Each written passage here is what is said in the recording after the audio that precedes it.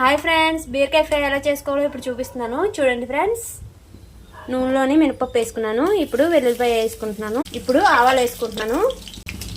ఇప్పుడు జీలకర్ర వేసుకుంటున్నాను. ఇప్పుడు పచ్చిమిర్చి వేసుకుంటున్నాం. ఇప్పుడు కరివేపాకు వేసుకుందాం. ఇప్పుడు ఎండుమిర్చి వేసుకుంటున్నాం. కాసేపు ఇలా కలుపుకున్నాం. ఇప్పుడు బీరకాయ ముక్కలు వేసుకున్నాం. ఇప్పుడు పైకి కిందికి ఇలా కలుపుకుందామండి.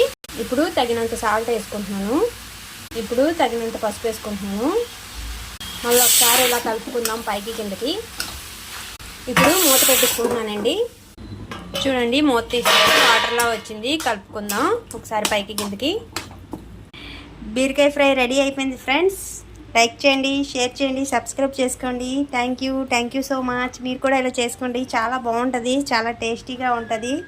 Thank you so much.